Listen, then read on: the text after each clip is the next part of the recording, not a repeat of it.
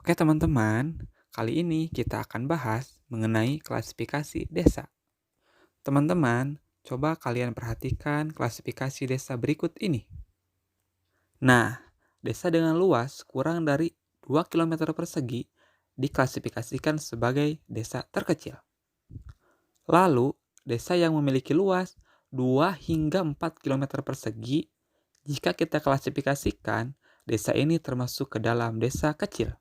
Selanjutnya, ada desa yang luasnya 4 hingga 6 kilometer persegi. Nah, kalau desa yang ini, luasnya dikategorikan sebagai desa sedang. Selain itu, ada juga desa besar yang memiliki luas 6 hingga 8 kilometer persegi. Dan terakhir, ada desa yang memiliki luas 8 hingga 10 kilometer persegi. Desa dalam luas seperti ini dapat dikategorikan desa terbesar.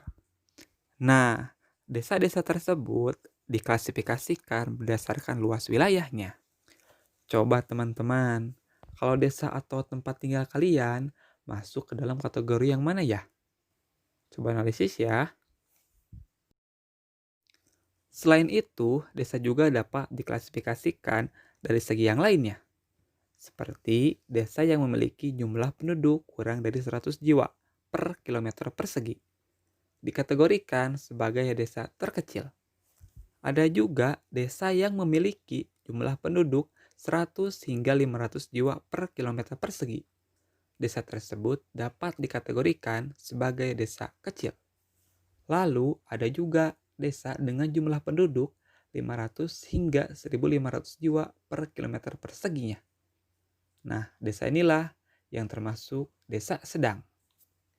Jangan lupa juga ada desa dengan jumlah penduduk 1.500 hingga 3.000 jiwa per kilometer persegi. Desa ini biasa disebut dengan desa besar.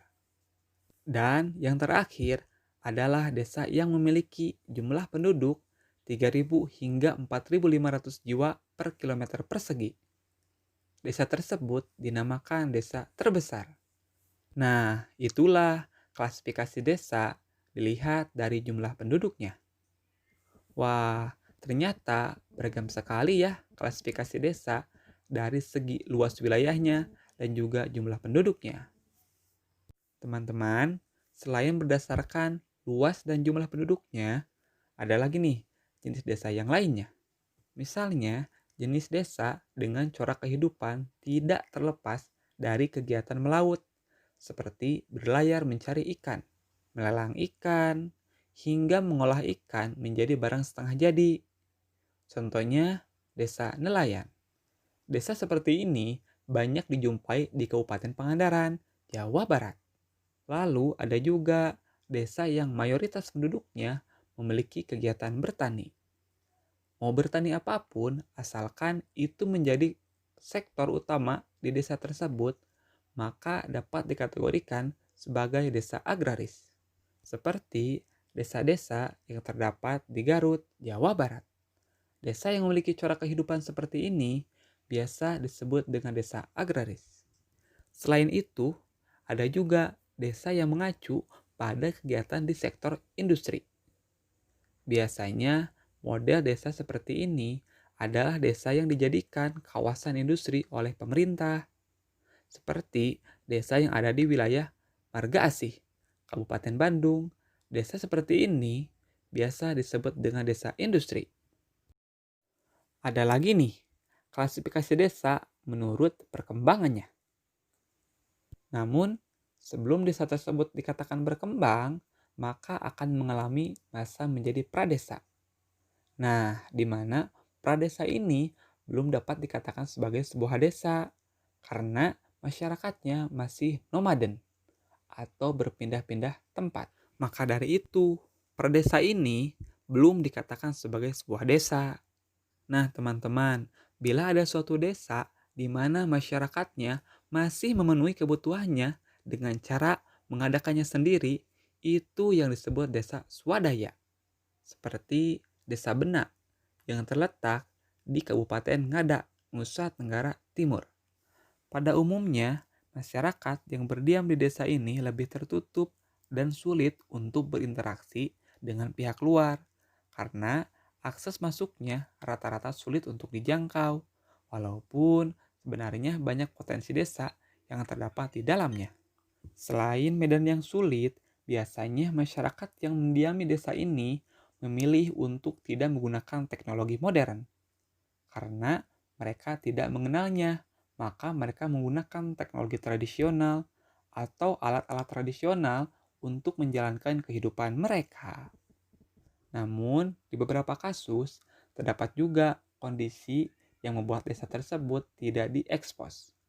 Karena memang masyarakatnya memilih untuk hidup secara tradisional, supaya tetap terjaga kelestarian budayanya dan kelestarian alamnya. Seperti suku Baduy.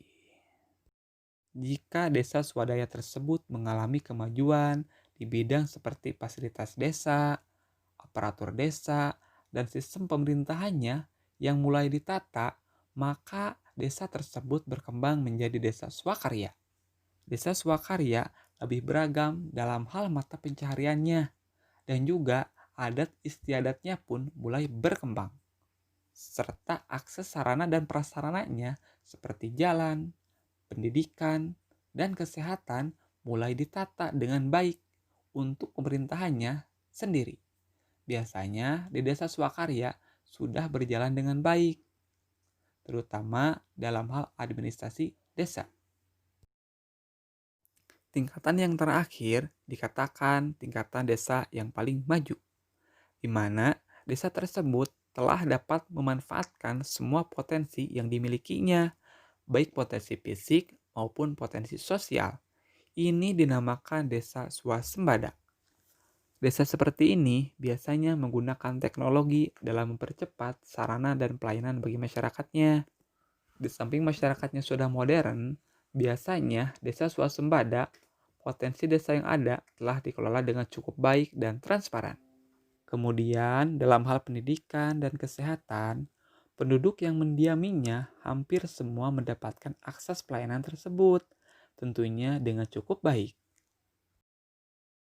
Sebenarnya, untuk mengembangkan desa, telah dilakukan beberapa upaya oleh pemerintah yang berkolaborasi dengan masyarakat, seperti VNVM Mandiri, yang menurut pemerintahan ini telah menjadi bagian penting dalam upaya pengembangan masyarakat di seluruh Indonesia. Selain itu, ada juga program dana desa. Namun, dalam realisasinya masih belum optimal. Program-program pengembangan desa memang wajib dilakukan di Indonesia yang tingkat kesenjangan antar wilayahnya tinggi. Diharapkan dengan pengembangan desa dapat meningkatkan urbanisasi dan menurunkan tingkat kesenjangan yang tinggi. Oke teman-teman, gimana? Sudah paham kan? Sampai di sini dulu ya, sampai jumpa.